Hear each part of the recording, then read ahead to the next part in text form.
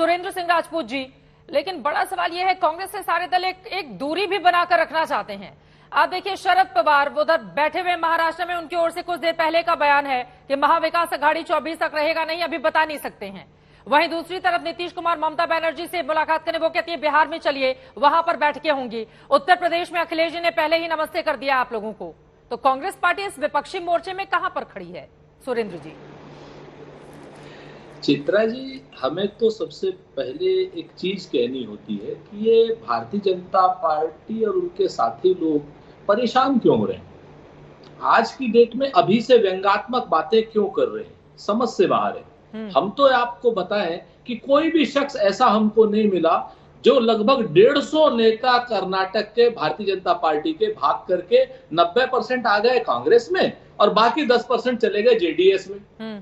कोई इस पे वो नहीं है, कोई इस पे व्यंग्यात्मक बात नहीं हो रही, कोई टीका टिप्पणी नहीं हो रही, उनका मुख्यमंत्री तक चला गया। इसलिए तो आपको बिठाया ना सुरेंद्र राजपूत जी, आप क्या लीजिए टीका टिप्पणी, आपको किसने मना किया? अरे चित्रा जी, सुन तो लीजिए, बड़े दिन बाद मिले, कम से कुछ तो बोल लेने दीजिए। आप बड़ा मसला हो जाता, हम तो आपसे वैसे ही डर जाते हैं। तो मेन मसला ये आज की डेट में कि कर्नाटक में आप देखिए 150 से ज्यादा नेता, इनका मुख्यमंत्री चला गया, इनका होम मिनिस्टर चला गया, क्या नाम सीएम जो पे सीएम हो गए हैं और बाकी सारे लोग जो है भागते हुए जा रहे हैं आज की डेट में। तो उससे आपको विपक्षी एकता नहीं दिखाई दे रही, ये नहीं दिखाई दे रहा कि भारतीय जनता पार्टी के जहाज में छेद हो गया है, भारतीय जनता पार्टी का जहाज डूब रहा है और इनसे एक एक करके इनके पुराने और विश्वसनीय दल छोड़ चुके हैं।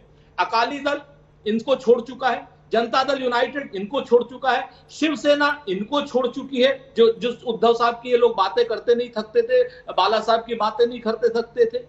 इसके अलावा तमाम ऐसे दल हैं जिनसे इन्होंने कोई अब इससे संपर्क और संबंध नहीं रखा, नए नए साथी बनाने की जुगत में रहते हैं। ठीक है सर, उनके पास मोदी भी तो है ना सुरेंद्र राजपूत जी, उसका विकल्प क्या है विपक्षी दलों के पास? और आपने जो बातें कर्नाटका के संदर्भ में कही हैं, चूंकि गृह मंत्री अमित शाह ने इंडिया टुडे कॉन्क्लेव में वहीं पर कर्नाटका में ये जवाब दिया, मैं आपको बताती चलो, उसके बाद बाकी मेहमानों के पास जाऊंगी।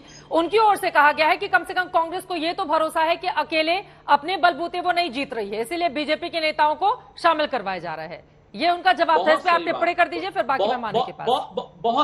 बहुत सही बात थी। मैं चित्रा जी आपको बधाई देता हूं, आज तक को बधाई देता हूं कि आज तक के चैनल पर होम मिनिस्टर श्री अमित शाह ने अपनी हार को स्वीकार कर लिया। भारतीय जनता पार्टी की भगदड़, भारतीय जनता पार्टी की हार को जैसे कर्नाटक में उन्होंने स्वीकार किया है, बहुत जल्दी ही वो कांग्रेस और उनके साथियों से देश में भी भारतीय जनता पार्टी की हार को स्वीकार करेंगे और ऐसी भगदड़ 13 तारीख के बाद मचेगी। बहुत साफ जान लीजिए, नीतीश जी भी हमारे बड़े नेता हैं, हमारे बड़े नेता तेजस्वी जी भी हैं, अखिलेश यादव जी भी हैं, एम.के. स्टालिन साहब भी हैं, कांग्रेस के श्री राहुल गांधी जी और श्री मल्लिकार्जुन खड़गे साहब भी हैं। देश में संसदीय प्रणाली है, राष्ट्रपति प्रणाली देश में सर, जहां इतने सारे नेता होते हैं वहां पर किस तरह की खींचतान मचती है, इतिहास की किताबों को उठाकर अगर हम पॉलिटिक्स की देखेंगे उसमें पता चल पाएगा। ठीक है, लेकिन मैंने जो संदर्भ में अपनी बात कही थी आपने गलत संदर्भ में इस्तेमाल कर लिया, लेकिन ठीक है, पहले शहजाद उस पर जवाब दे रहे हैं, उसके बाद बाकी मेहमानों के पास। सुरेंद्र जी से बड़ा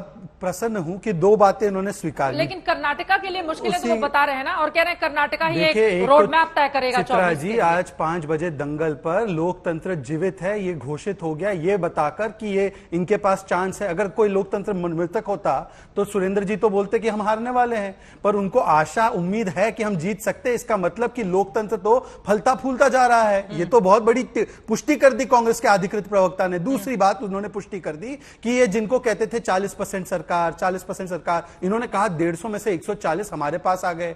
या तो ये अब 420 वाली पार्टी बन गए, या इनका मतलब कहने का यह है कि वो 40% वाला जो आरोप था वो बिल्कुल गलत था, वरना लेते ही नहीं इन लोगों को। और तीसरी बात, आज एक और बात स्पष्ट हो गई, जैसे अमित शाह जी ने बताया कि अकेले तो जीतने की कोई इनके पास कोई क्षमता ही नहीं थी, इसीलिए जिस पार्टी को ये इतने बुरी तरह से गालियां दे रहे थे उसके नेताओं को इंपोर्ट करने की स्थिति बन चुकी है। इसी से पता चलता है कि जीतने वाले नहीं है। परंतु एक बात, मेरी बात का जवाब तो आया ही नहीं।